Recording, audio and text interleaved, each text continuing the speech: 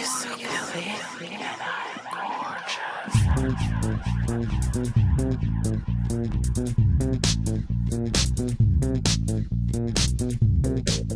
opportunities of doing that, but I think it's very important for women to get good self-esteem and not to feel obligated because a man invites them for a nice dinner that they are worried now, oh my God, what am I supposed to do now? Nothing.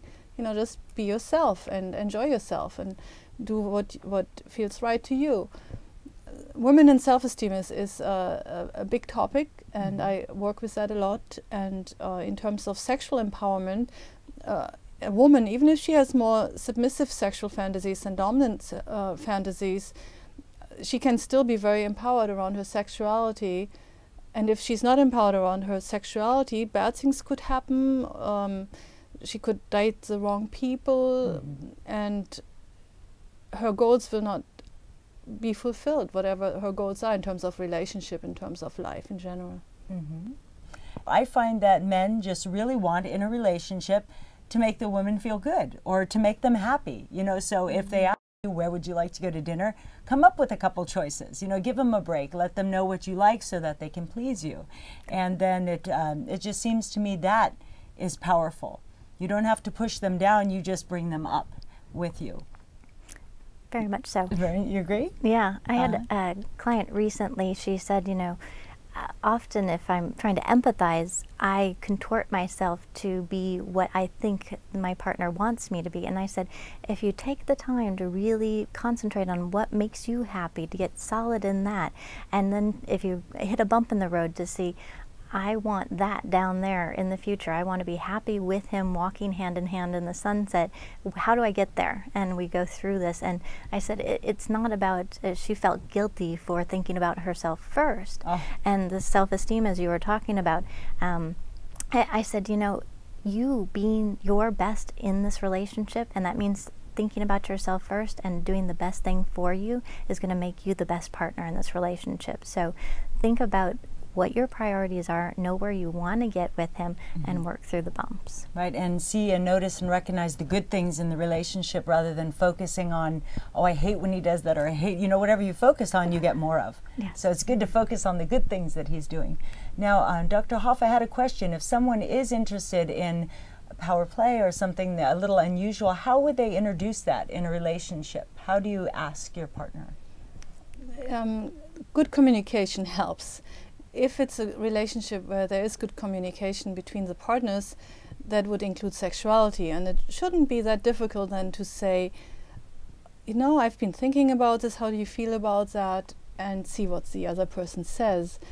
A lot of people run into difficulty when a man who has submissive fantasies, which is very common, much more common than most people assume, wants to bring that into a relationship, and his partner, his wife or girlfriend, is not flexible at all in that regard. That happens a lot, unfortunately, you know. Is she not flexible because it's scary to her? Yeah, it's scary that he's not a heroic male, or the man that she married, or the man she wants to be with, when in fact a lot of the submissive men are very heroic. They really want to please and serve, but it might not be what the woman has in mind. So that's where most couples run into difficulty.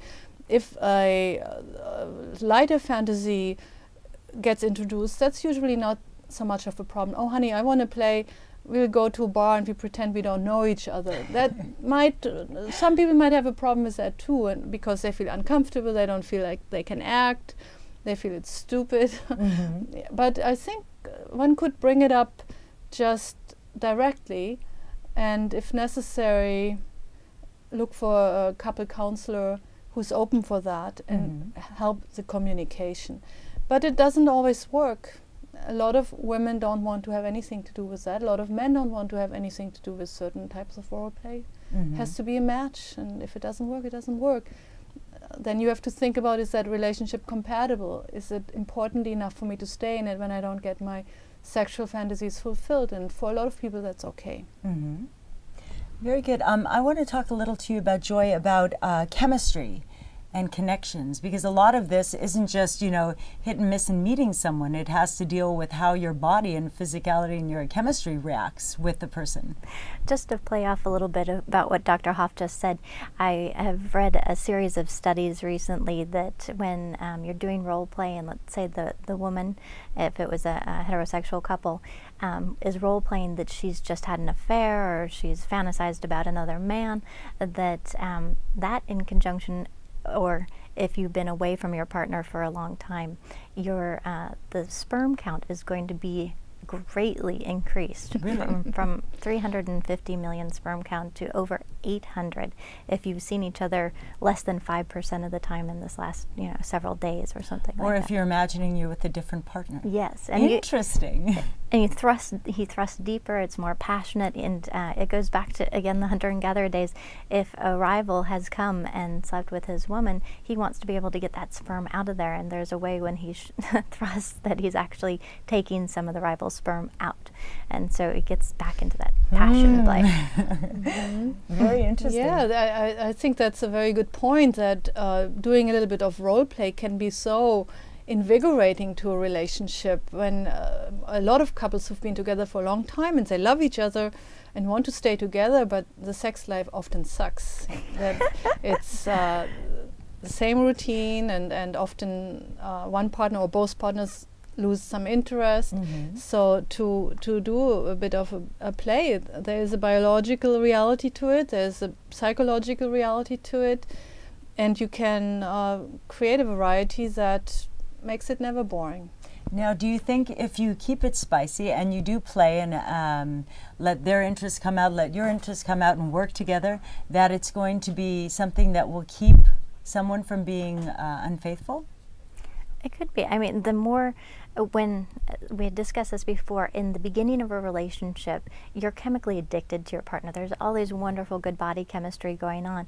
And when you move gradually into the attachment phase, it changes a little bit. And so I always encourage people to think outside the box. Do something fun. Don't go to the same place all the time. Do something different with your sex life. By doing that, you're getting the extra hits of dopamine, norepinephrine in your system, endorphins. And a fun way to kind of set the mind frame is they've done a lot of studies with smell. Smell is the first thing that hits your mind.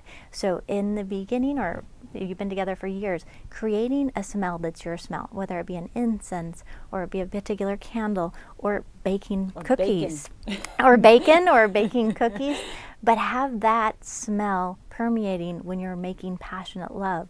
And so if somebody comes home prior to the other person and they're a little randy today, they light that candle, they burn that incense, and as soon as their partner walks in the door, they have that smell hit them, and they're like, even before they're acknowledging that. Is that like a Pavlov kind of experience? Okay. Yes. Yeah. So if you throw the cookies in the oven when he's coming home and then you make love while you're making the cookies, either you're going to burn the cookies or else they're still going to be raw and you're going to need to try to make it last longer. Yes. So prolong it a little bit. So when a couple, let's say a woman wants to be a little bit more dominant, what are little things that she can do to test the water a little bit? Because maybe she doesn't know she really would like it, you know. So. Well, it's a whole scale, so you can start very carefully, starting out with communicating about it a little bit first is probably a good idea to see if your man wants to fill you a bath and serve you champagne while you're taking a bath. Sounds good. And bring you breakfast to bed and massage your feet and see how it feels to the other. For women, it's very, and feeling empowered often has to do also feeling good within your body. So a bath, nice shampoo, feeling very attractive for yourself, smelling good, gives confidence. So that's a very good start to take. And then exploring it further, it could go anywhere. It depends now on your partner and how you feel about it. Would you really want to do a little bit of a role play where your partner is the knight in shining armor to strip naked for you and serve your breakfast that way?